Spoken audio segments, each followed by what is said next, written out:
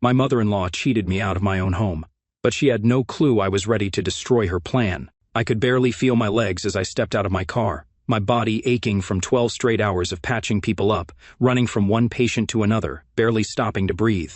The hospital was chaos today, a mix of emergency cases, overbooked schedules, and the ever-present hum of stress that settled into my bones like an old, unwelcome tenant. But none of that compared to what I felt when I stepped onto my front porch. The second I reached for the door handle, something felt off. It wasn't the usual comfort of coming home after a long shift, the quiet space where I could finally let my guard down. No, tonight, my house felt hostile. Then I saw the blinking red light. The security camera, the same one I had installed to keep intruders out, was staring at me like an eye that had turned against its owner. A second later, my mother-in-law's voice crackled through the doorbell speaker, dripping with smug satisfaction. "Your wife doesn't want you here anymore." Victoria's voice slithered into my ears like nails on a chalkboard.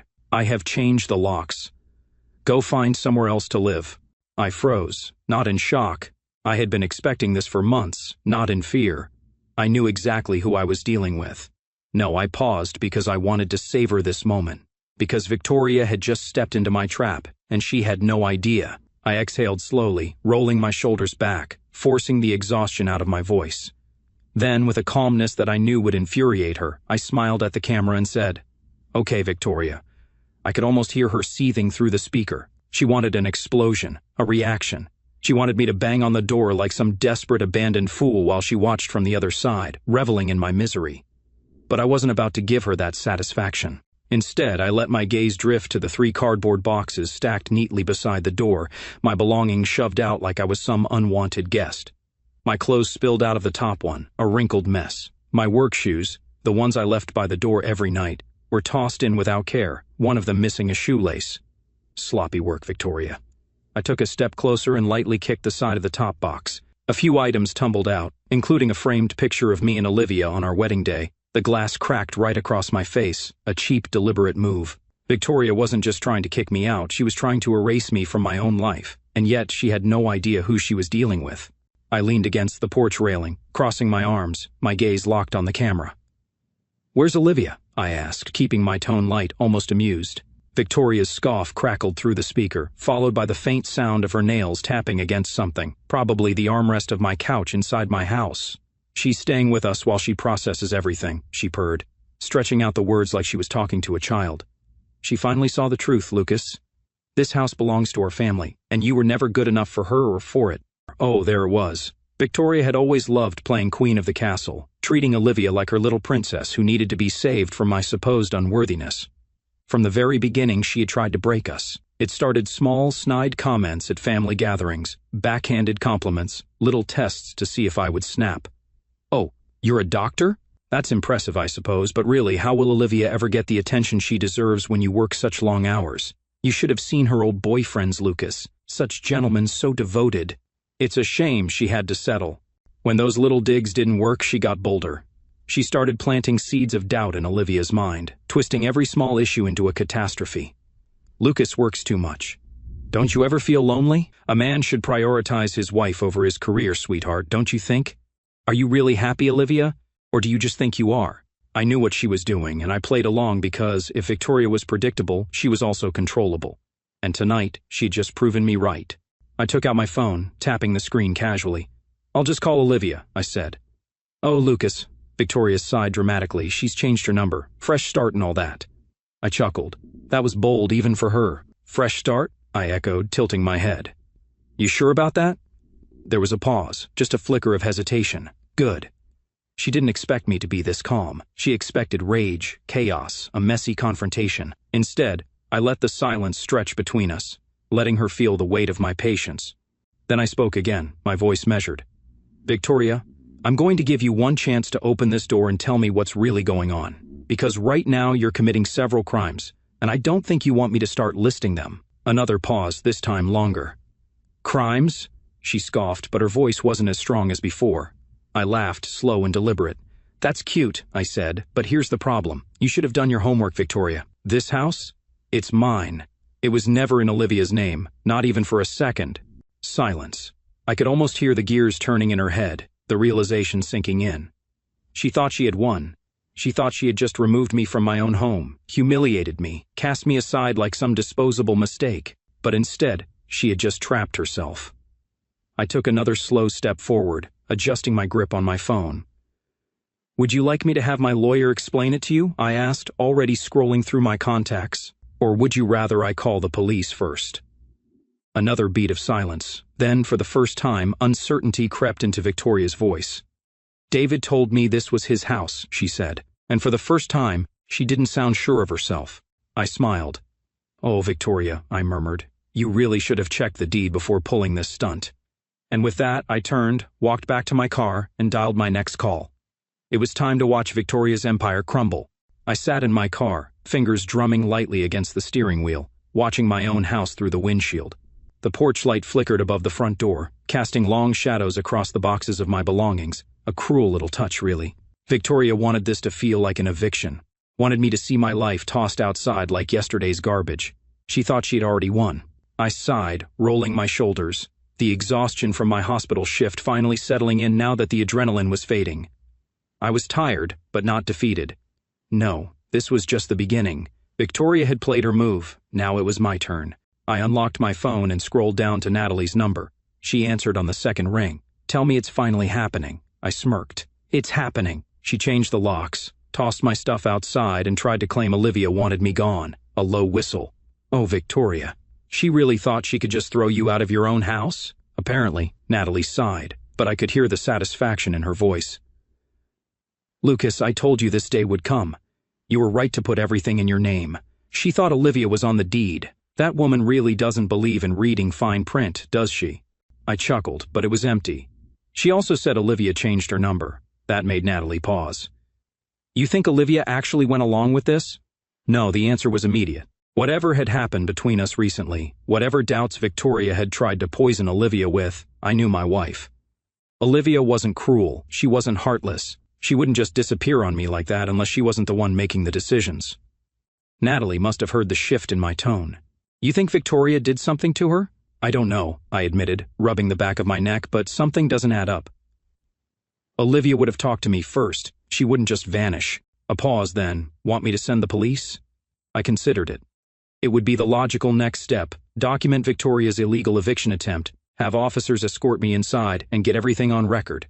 But something about this felt bigger. No, this wasn't just about getting my house back. This was about getting to the truth.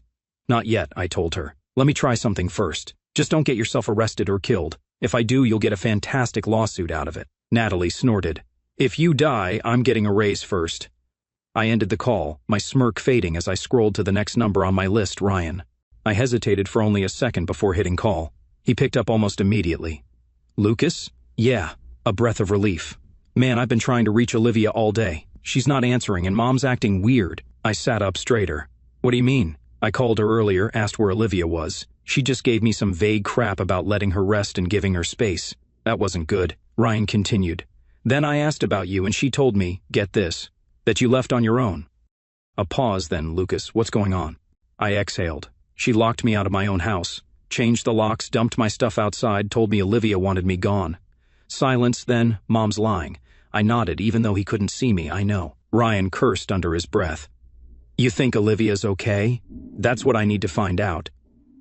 Another pause then. "Want me to meet you?" I glanced at my house one last time, at the still blinking security camera recording every second of this mess Victoria had created. "Yeah," I said. "Meet me at your parents' house. And bring your key." I parked 2 houses down from Victoria's mansion, killing the engine and leaning back against the headrest. The Williams estate was as pristine as ever, a cold, polished illusion of a home. Every light was on, casting a warm glow against the massive windows. It looked normal, but nothing about tonight was normal. A tap on my window made me jolt. Ryan. He slid into the passenger seat, his jaw tight.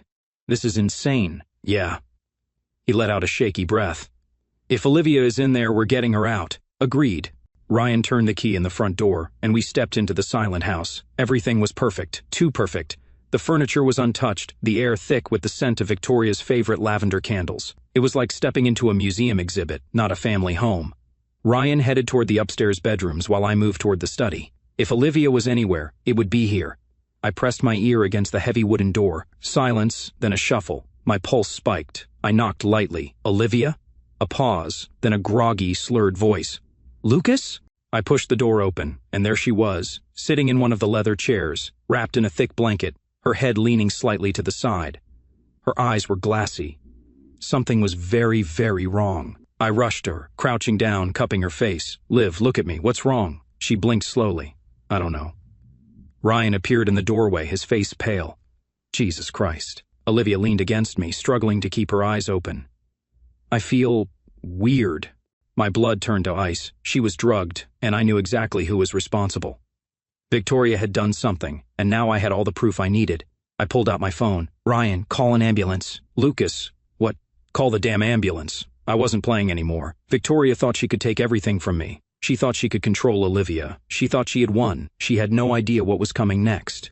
I sat on the edge of the couch, Olivia's limp form resting against me, her breathing slow and uneven.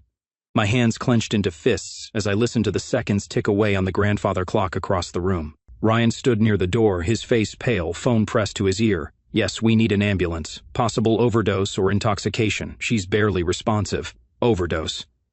The word made my blood run cold. I brushed Olivia's damp hair away from her forehead, whispering her name, trying to get her to focus on me. Her lips parted slightly, her brow furrowing, but her gaze remained unfocused. Ryan hung up. "They're on their way." I exhaled sharply, nodding, but this wasn't over, not even close. Victoria had done this, and I needed proof. My gaze flicked toward the desk in the corner of the study. Victoria had always treated this house like her throne, and this room, this was her war room. If she had been plotting something, the evidence was here. I carefully eased Olivia onto the couch and stood. "Stay with her," I told Ryan. "I'm going to find out exactly what that woman did." Ryan hesitated, then nodded. "Make it fast." I moved to the desk, my fingers brushing across its polished surface. It was spotless, too clean. Victoria never left anything out in the open, but I knew her well enough to know she wasn't half as clever as she thought she was. I tugged the drawers open one by one. Empty, empty, bills, useless. Then, bingo.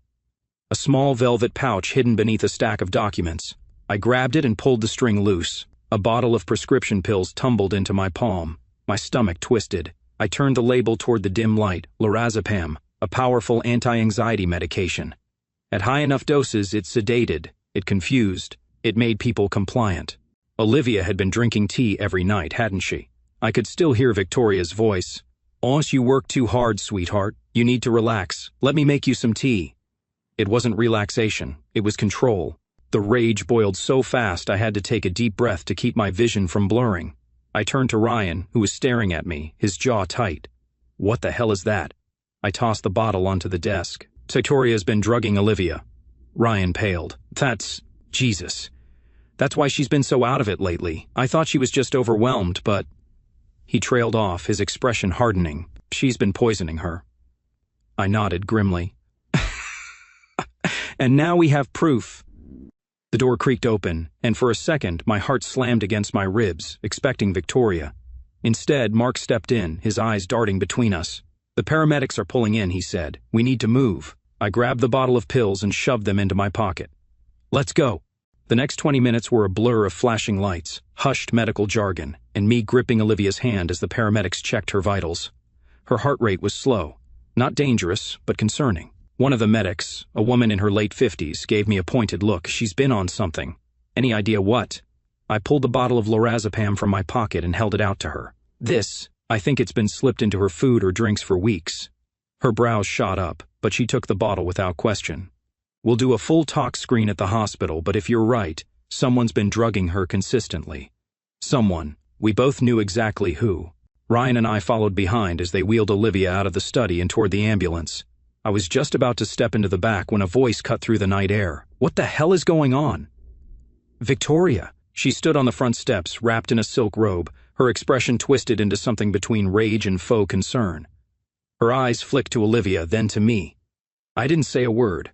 I just let her watch as the ambulance doors shut and the sirens wailed to life. Ryan stepped up beside me. "You're done, Mom." Victoria's face barely twitched, but I saw it, that tiny flicker of uncertainty. I smiled. She knew she had lost. She just didn't know how badly yet. At the hospital, I paced the waiting room while Ryan called our lawyer.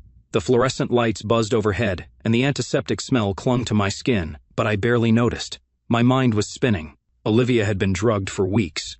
Victoria had done it on purpose. She had planned this, step by step, breaking Olivia down until she didn't know which way was up, making her easier to manipulate. But I had stopped it, and now I was going to make sure Victoria never got another chance. The door swung open, and Natalie stormed in, eyes blazing. "Tell me everything." I did. I told her about the eviction stunt, the security camera footage, the bottle of pills. Natalie's lips pressed into a thin line. "She's going to prison." I exhaled. "That's the goal. Do you have proof of Olivia being drugged?" I nodded toward the hallway. "They're running tests now." Natalie tapped her phone. "As soon as we have results, we move." Ryan ran a hand through his hair, his leg bouncing. "This is insane. I knew Mom was controlling, but—" He shook his head. "She actually poisoned her own daughter." I sat back in my chair, folding my arms. She thought she'd get away with it. "And now?" Natalie asked. I smiled. "Now she won't." An hour later, the doctor came out, clipboard in hand. "She's stable," he said. "You were right about the medication. The levels in her system indicate long-term exposure. We'll keep her for observation, but she'll recover." Relief flooded me. Then the doctor's next words solidified everything. "Do you want to press charges?" I stood. "Yes." Natalie didn't even wait. She pulled out her phone, already dialing. It was time to end this. Victoria thought she was untouchable. She thought she could steal my home, erase me from Olivia's life, and come out the other side unscathed. She thought she was in control, but she wasn't. And now she was about to find out just how badly she had miscalculated. The hospital waiting room smelled like antiseptic and old coffee, a fluorescent light flickering in the corner, casting an annoying strobe across the linoleum floor. I sat in a stiff plastic chair, my elbows resting on my knees, fingers laced together as I tried to stay calm. Olivia was stable, that's what the doctor said. She'd been drugged, long-term exposure to lorazepam, but she would recover with time. That should have brought me relief. It didn't, because Olivia had been missing from her own life for weeks, trapped under Victoria's thumb, and the one question that gnawed at me wasn't what Victoria had done, it was why. I glanced up as Ryan paced in front of me, his hands clenched at his sides. "She's not picking up." He lowered his phone, scowling. "Mom knows. She's panicking." I exhaled through my nose. "She should be." Ryan dropped into the chair next to me, rubbing his temples. "I don't get it. Mom's always been controlling, yeah, but this? Drugging Olivia, kicking you out, what's her endgame?" I had a theory, a dark, ugly one, but before I could say it out loud, Natalie walked in, her expression tight. She didn't bother with pleasantries. "Victoria's lawyer just contacted me." My eyebrows shot up. "She lawyered up already?" Natalie crossed her arms. "She knows the police will be knocking soon. She's trying to get ahead of it." I tilted my head. "And what's the spin?" Natalie's lips curled in disgust. "She's claiming Olivia's decision to separate from you was entirely her own, that Olivia moved out willingly, that you're just making accusations out of bitterness and can't accept the divorce." Ryan snorted. "Divorce? Olivia never filed for divorce." Natalie nodded. "Exactly. Which means Victoria is trying to cover her tracks. She's setting up a defense in case this goes to trial." My jaw tightened, which means she's not planning to run. She thinks she can still win. Ryan exhaled sharply. "Mom doesn't back down unless she's cornered. Then it's time to corner her." I stood, my exhaustion momentarily forgotten. "We need to know exactly what she's been telling Olivia. We need her medical records, her phone logs, and I need to know what the hell she's been planning behind the scenes." Natalie nodded. "I'll get subpoenas for Olivia's medical records and phone records, but we need more leverage." Ryan straightened. "But Mom's office." I turned to him. "What?" He swallowed. "And she keeps everything in her home office, documents, files, everything. She doesn't trust digital records. If there's proof she's been manipulating Olivia, it's in there." My pulse kicked up. "OQ can get us in?" Ryan hesitated, then nodded. "Yeah, I know where she keeps the spare key." I grabbed my jacket. "Well, then let's go." The Williams estate sat at the end of a long driveway lined with towering oak trees that swayed under the night sky. The house itself was a fortress of wealth, pristine, polished, with floor-to-ceiling windows that looked more like a high-end hotel than a home. But inside those walls was a cage Olivia had been trapped in for weeks. Ryan parked 2 houses down, killing the engine. We sat in silence for a moment, staring at the darkened windows. "She's probably still at the hospital," Ryan muttered. "But if she left, we have to be fast." I nodded. "Where's the key?" Ryan leaned over, yanking open the glove compartment. He pulled out a small silver key and handed it to me. "Behind the second potted plant on the porch." I smirked. "She's predictable," Ryan huffed. "She thinks no one in the family would ever cross her. That's why she doesn't hide things better. That arrogance is going to bury her." We got out of the car, moving quickly across the lawn. The porch was empty, the house eerily silent. I grabbed the key from behind the planter and slid it into the lock. The door clicked open. Victoria's office was on the second floor, just past the grand staircase. The door was locked. Ryan pulled a second key from his pocket. She changed the locks on the house, but not the office. Idiot. I watched as he turned the key and pushed the door open. The room was exactly as I remembered, an altar to control. Dark mahogany shelves lined the walls, filled with binders, paperwork, and neatly labeled folders. A massive oak desk sat in the center, papers stacked in unnervingly precise piles. Ryan flipped on the desk lamp, casting long shadows across the room. "We need to be fast," he muttered. I didn't waste time. I moved to the desk, flipping through the papers. Most were financial records, house expenses, legal documents. Nothing immediately useful. Then I found a locked drawer. "Sir Ryan." He turned. "What?" "So need something to break this open." Ryan glanced around, then grabbed a heavy brass letter opener from a nearby shelf. "Try this." I wedged it between the lock and the drawer frame, twisting hard. The lock snapped with a sharp crack. The drawer slid open. Inside was a manila folder labeled Olivia, personal. I grabbed it and flipped it open, and there it was, proof of everything. Handwritten notes in Victoria's elegant, practiced cursive. "To spoke to Dr. Avery, upped dosage slightly. Olivia more compliant now. Encouraged separation talk, reinforced idea that Lucas is neglectful. Olivia signed power of attorney papers today, did not question it." I stopped breathing. I turned to Ryan, the words barely leaving my mouth. "He got Olivia to sign power of attorney over to her." Ryan's eyes widened. "What?" I flipped to the next page. Attached was a signed legal document giving Victoria control over Olivia's finances and medical decisions. My hands clenched around the paper. She was planning something bigger than just kicking me out. She wanted full control over Olivia, and she nearly got it. Ryan was pale. "We need to get out of here. Now." I nodded, stuffing the papers into my jacket. I turned for the door and came face to face with Victoria. She stood in the doorway, arms crossed, her eyes blazing. "I was wondering when you'd show up." I exhaled slowly, slipping the folder deeper into my pocket. "You should have left when you had the chance, Victoria." She smirked, but I could see the tension in her shoulders. "I have nothing to hide." "Really?" I pulled the folder halfway out of my pocket, just enough for her to see it. "Because this looks an awful lot like fraud and medical coercion." Her face paled, just slightly. "You have no right to be in my home, and you have no right to be in Olivia's life." Ryan stepped forward. "Mom, you're done. You drugged Olivia, you tried to erase Lucas, and now we have proof." For the first time, she faltered. I smiled. "You always thought you were the smartest person in the room, didn't you? But you made one mistake." Her voice was sharp. "And what's that?" I took a step closer, lowering my voice to a deadly whisper. "You underestimated me." Her lips parted slightly, her throat bobbing as she swallowed. I turned to Ryan. "Let's go." We walked past her without another word. Because the next time I saw Victoria, she'd be in handcuffs. I didn't look back as Ryan and I walked out of Victoria's house. There was no need. I knew what I would see. Victoria standing in her own doorway, frozen in place, her lips pressed into a tight line, her mind spinning as she tried to find a way out of the trap she had set for herself. She had spent years perfecting the art of control, twisting, manipulating, orchestrating situations to her advantage, treating the people in her life like pieces on a chessboard. But this time, she had lost. Ryan didn't speak as we climbed into the car. He started the engine, his hands gripping the wheel tightly, his jaw clenched like he was trying to hold back an explosion of emotions. I pulled the folder of evidence from my jacket and flipped through the papers again, my fingers tracing over Victoria's meticulous handwriting. Every note, every calculated lie, every deliberate step she had taken to break Olivia down and mold her into something weaker, something more controllable. Encouraged separation talk, reinforced idea that Lucas is neglectful. Olivia signed power of attorney papers today, did not question it. Increased dosage slightly, enough to keep her compliant. I exhaled sharply, my fingers tightening around the paper. Ryan's voice finally broke the silence. "I knew she was controlling Lucas, but this? Drugging her own daughter?" He shook his head, his voice laced with disbelief. "What the hell was her endgame?" I looked out the window, the city lights flickering past in the distance. She wanted Olivia to be dependent on her, to believe she couldn't function without her.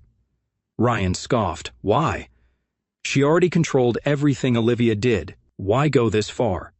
I glanced down at the power of attorney document, and then it clicked. My breath stilled. It wasn't just about control. It was about money. Victoria hadn't just been manipulating Olivia. She had been preparing to take everything Olivia owned, including my house. My fingers curled around the paper, my mind racing. She wasn't just trying to break us up. She was trying to make Olivia legally dependent on her so she could take full financial control. Ryan's eyes widened as he connected the dots. Wait, you think she was planning to steal everything Olivia has? Absolutely. Ryan swore under his breath, gripping the wheel tighter. And the worst part? Olivia wouldn't have even known. Not in the state Mom put her in. I turned to him, my voice steady. That's why she kicked me out. She thought she was in the clear. She thought she had won. Ryan exhaled sharply, rubbing his hand over his face. What do we do now? I glanced at my phone. First, we make sure Olivia is safe. Then we make sure Victoria never gets near her again. By the time we arrived at the hospital, Olivia had been moved to a private room. The nurses had cleaned her up, given her fluids, and monitored her vitals. The color had returned to her cheeks, but her expression was still distant, like she was trying to piece together where she was. I sat beside her, taking her hand gently. Olivia, I whispered. Her eyelids fluttered open, and for a second, she just blinked at me, confusion flickering across her face. Then recognition dawned, and she let out a small, shaky breath. Lucas, her voice was hoarse. What happened? I squeezed her hand. You were drugged, Liv. For weeks, it was Victoria. Her brows furrowed, her lips parting slightly, like she wanted to protest. Then I saw the exact moment the memories hit her, the way she stiffened, the way her fingers clenched against the sheets, her breath quickened. The tea, she whispered, her eyes wide. She always made me tea. I nodded. She laced it with lorazepam. A small, broken sound escaped her lips. I thought I was just exhausted, that maybe I was overthinking things. She kept telling me I was, that I was imagining it. I exhaled, leaning closer. She made you believe you were losing control, Liv, because she needed you to doubt yourself. Tears welled in her eyes. And I knew you were right in front of me, and I cupped her face gently. This isn't your fault. She let out a shaky breath, her fingers tightening around mine. I let her get in my head. No, I corrected. She forced her way in. A tear slipped down her cheek, and I wiped it away with my thumb. She wanted to separate us, Olivia, because she needed full control over you. Her gaze flicked to the papers on the table, and when she spotted her own signature on the power of attorney document, her entire body tensed. Oh my God, her breath hitched. I don't remember signing that. She made sure you wouldn't. Her fingers trembled as she touched the document, her gaze flicking back to me. She tried to take everything from me. I nodded, but she failed. She swallowed hard, her eyes shining with a mix of grief and fury. Then, softly, I want to press charges. I nodded, reaching for my phone, already in motion. Victoria was arrested the next morning. I wasn't there when they took her, but Ryan was. He watched as 2 officers knocked on the door, as she answered in her silk robe, smiling as if nothing was wrong. And then they read her the charges: fraud, coercion, unlawful drugging, attempted financial exploitation. Ryan told me later that her smile didn't falter until they pulled out the evidence. The signed documents, the medical records, the security footage from my house, every smug word she had uttered through the intercom saved and documented. Her face went pale. She tried to spin it, of course. She tried to say she was protecting Olivia from me, that Olivia was fragile and needed guidance, that she hadn't done anything wrong. But none of it mattered, because the moment Olivia herself gave a statement, the moment she told the officers that she had no memory of signing the documents Victoria had used to try to seize control of her life, it was over. Victoria was led out of her house in handcuffs. Ryan told me she didn't say a word. For the first time in her life, Victoria Williams had lost control, and I made sure she would never get it back. The weeks that followed were a blur of legal proceedings, therapy, and healing.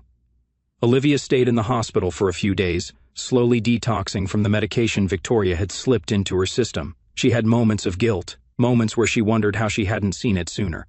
I reminded her, Victoria was a master manipulator, and even the strongest people fall prey to someone like her. We sold the house, the one she had tried to steal from me. We moved somewhere new, somewhere quiet, somewhere Victoria would never be able to touch. And as Olivia and I sat on our new porch one evening, watching the sun dip below the horizon, she reached for my hand. She almost destroyed us, she murmured. I squeezed her fingers. But she didn't. No, she whispered. She didn't. And she never would again. The courtroom smelled like varnished wood and old coffee, the kind of place where people either fought for justice or tried to worm their way out of the consequences they had spent a lifetime avoiding. Victoria sat at the defendant's table, perfectly composed, her sharp features set in a mask of serene confidence. But I knew the truth. She wasn't calm. She was cornered. I leaned back in my chair, watching her. It had been weeks since her arrest, weeks since her empire of control had crumbled beneath her feet, yet she still carried herself like she was. untouchable, as if none of this mattered, as if the judge and the lawyers and the witnesses were just minor inconveniences in her perfect little world. Her lawyer, a man whose suit probably cost more than my car, was whispering something in her ear. She nodded slightly, but I could see it, the tiny twitch in her fingers as they clenched against the table. She was nervous. Good. I glanced to my left, where Olivia sat beside me, her hands folded in her lap. She looked stronger today, less fragile, less like the woman Victoria had tried to break, and more like the woman I had fallen in love with, determined, resilient, fierce. She caught me watching and gave me a small, steady nod. We were ready. The bailiff called the court to order, and the judge entered, her robe billowing behind her as she took her seat. Then it began. The prosecutor stood first, his voice sharp and precise. Your Honor, today we will present evidence that the defendant, Victoria Williams, knowingly and deliberately drugged her own daughter in order to manipulate her into signing over financial control. We will show that she illegally changed the locks on the home of Lucas Carter, attempting to force him out under false pretenses. And finally, we will demonstrate how she engaged in psychological coercion, fabricating a false narrative of marital separation to further her own financial gain. Victoria didn't flinch, but I saw the flicker of tension in her jaw. Her lawyer stood next, smoothing down his tie. Your Honor, the defense will show that Mrs. Williams was merely acting in her daughter's best interest, that Olivia Carter willingly signed the documents in question, and that Mr. Carter is attempting to paint an innocent mother as a villain due to personal grievances. I nearly laughed. Victoria had always been good at spinning lies, but this was her sloppiest work yet. The first witness was called, the doctor who had treated Olivia. He was calm, methodical, precise as he walked through the toxicology report. The patient exhibited signs of long-term benzodiazepine exposure. Based on blood work results, the medication was administered in small but frequent doses, likely over the course of several months. Given the reported symptoms, lethargy, confusion, memory impairment, it is unlikely the patient was aware she was being drugged. Victoria's lawyer stood. Doctor, is there any way to prove beyond a doubt that my client was responsible for administering these medications? The doctor barely blinked. Only one person had direct, unsupervised access to Olivia Carter's food and drink during the period in question, and that was her mother, Victoria Williams. The lawyer pursed his lips and sat down. Victoria's mask didn't crack, but her fingers tightened. When Olivia's name was called, my heart clenched. She had been dreading this moment, facing her mother, telling the truth in front of a courtroom full of people. But she stood. She walked to the stand, and when she was sworn in, she lifted her chin and spoke. My mother has controlled my life for as long as I can remember, she began, her voice steady. She always knew exactly how to make me doubt myself, how to make me feel like I needed her. And when I married Lucas, she hated that she was losing her grip on me. I watched as Victoria kept her expression blank, but she wasn't fooling anyone. At first it was just words, Olivia continued, telling me Lucas was too busy for me, that he didn't really love me, that I deserved someone who paid more attention. She planted those thoughts in my head until I didn't know what was real anymore. She exhaled. And then she started giving me tea every night. She told me it would help me relax, that it would help me sleep. But the more I drank it, the more confused I became, the more I felt like I was floating through my own life, disconnected from everything. And through all of it, she kept telling me that Lucas was the problem, that I needed to leave him. She swallowed hard. I didn't know I was being drugged, but I know now. And I know that she did it on purpose. The prosecutor gave her a moment before asking, Did you willingly sign power of attorney to your mother? Olivia shook her head, her expression darkening. No. I don't even remember signing it. That was it. That was the moment. The moment Victoria realized she had no way out. The moment the final thread of her carefully woven web snapped. Her own daughter had just testified against her, and the whole courtroom saw it.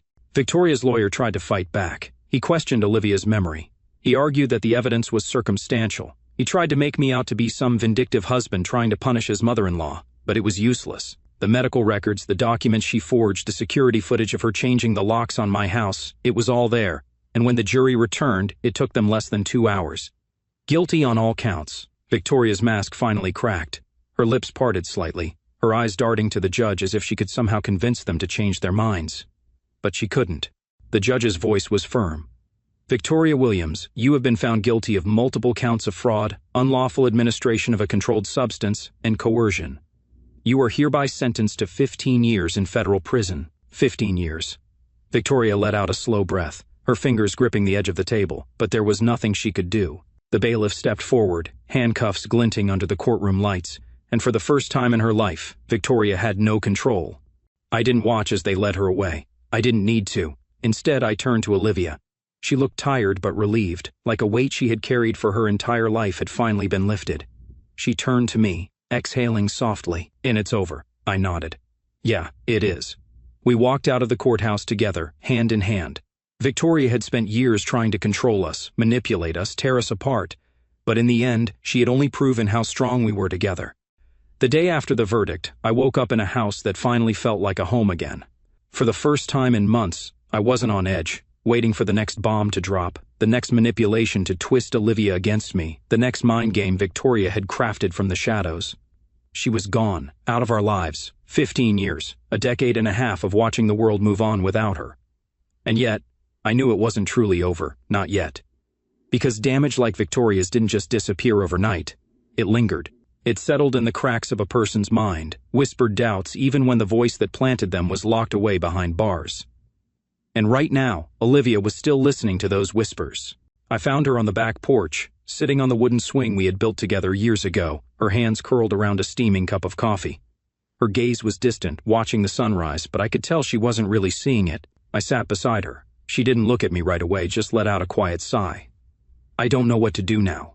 I leaned back, letting the silence stretch between us. "You don't have to know." She swallowed. "I feel empty. I should be happy, right? She's gone. She can't control me anymore.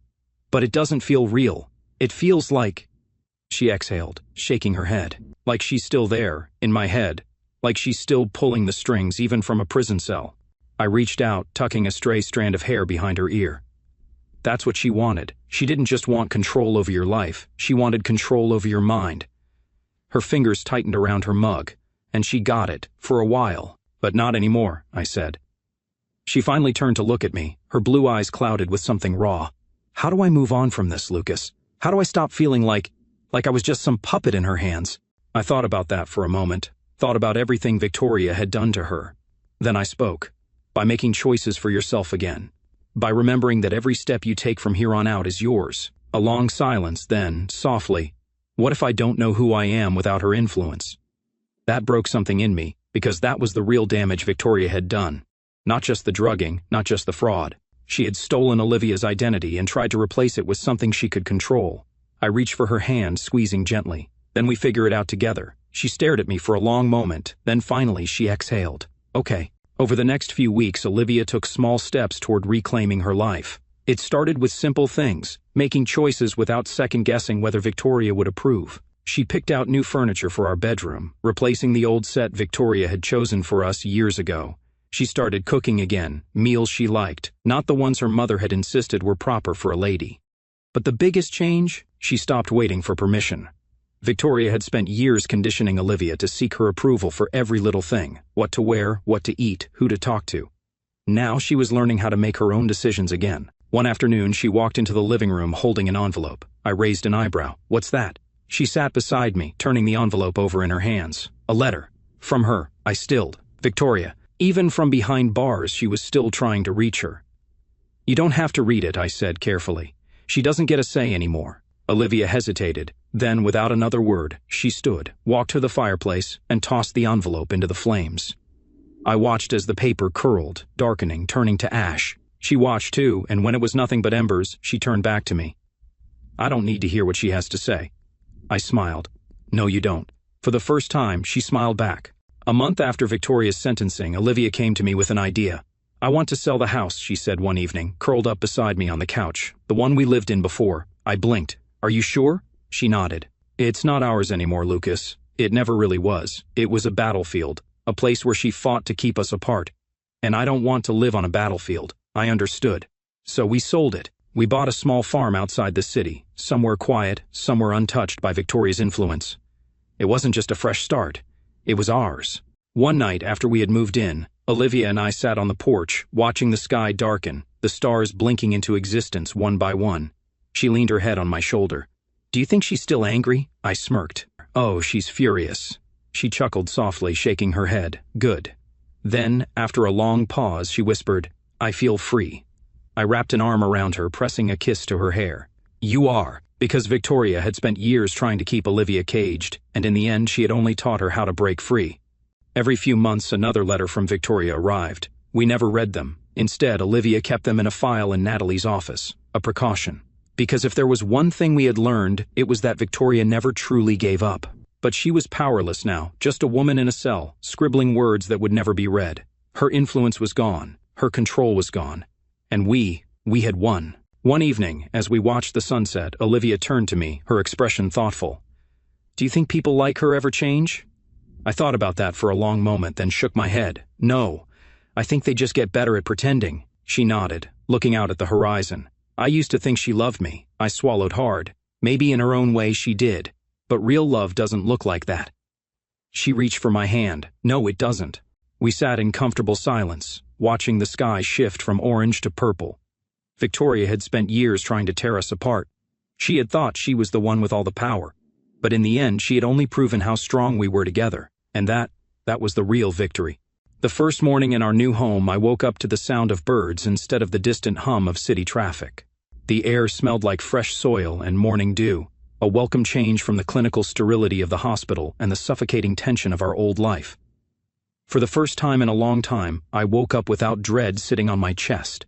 Beside me, Olivia was still asleep, her face peaceful, her breathing even. No shadows under her eyes, no restlessness. I let myself take that in. She was healing. We both were. But the scars Victoria had left, they would take longer to fade. I carefully slid out of bed, making my way downstairs. Our new kitchen was still half unpacked, boxes stacked against the counters, dishes in random places, but it didn't matter. It was ours, not something Victoria had chosen, not something she had claimed, just ours. I brewed coffee, staring out the window at the wide, open land stretching beyond our backyard. Acres of quiet, untouched peace, a place where we could rebuild. I was halfway through my first sip when Olivia padded into the kitchen, rubbing her eyes, wrapping herself in one of my sweatshirts.